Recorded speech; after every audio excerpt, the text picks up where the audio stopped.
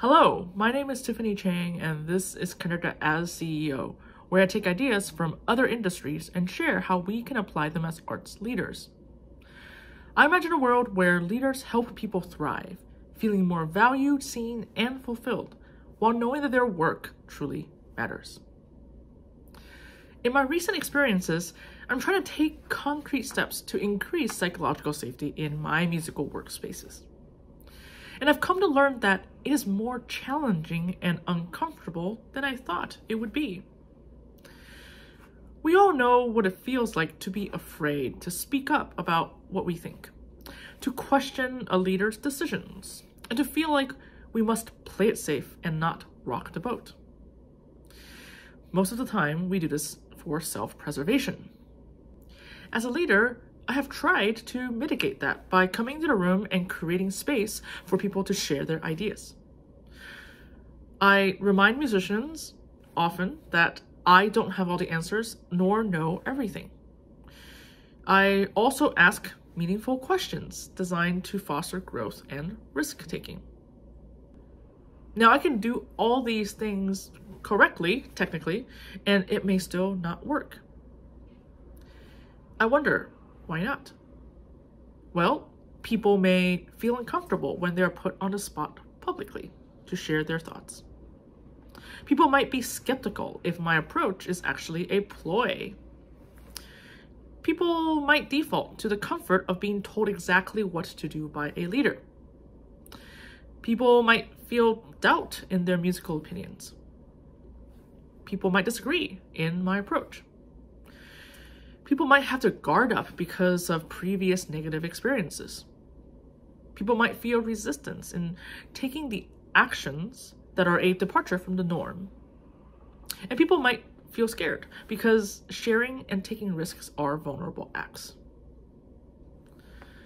So sometimes when I set the stage to maximize psychological safety, I actually expect people to suddenly change in response.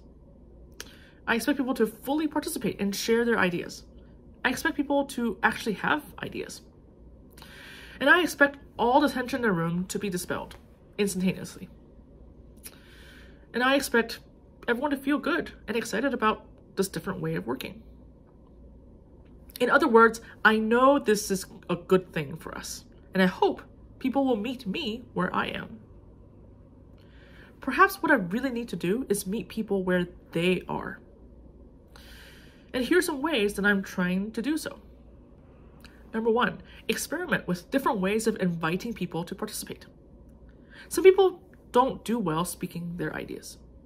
Some people need time to process.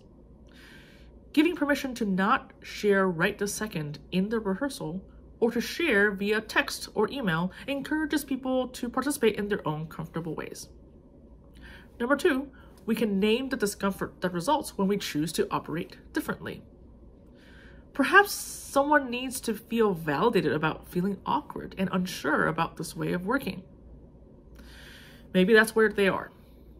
And I have found this to mitigate some of the discomfort and tension in change. Number three, remind everyone that we can't be good at something we've never done before. This takes the pressure off of having to get it right the first time. It gives us a perspective that helps frame when we don't do as well as we want to in making change.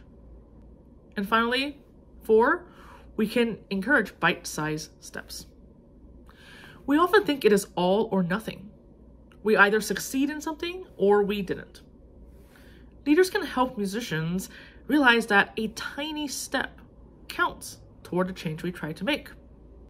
Maybe acknowledging that this feels strange and being okay with it is the first step.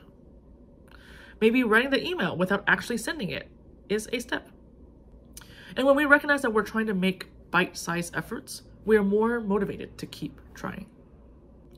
I personally feel resistance and discomfort regularly in leading the changes I seek to make for bettering work environments. I sometimes just want it to work and people to come on board. And when I do that, however, I neglect to consider the experience gap between me and them. I think about these ideas every day. They probably don't. So it would benefit my work to meet them where they are. I wonder, what changes are you trying to make for the better? And how might you be able to meet your colleagues where they are? If these ideas resonate with you, please consider signing up in the link below to receive an email with each new blog post sent directly to your inbox. Thank you and have a great day.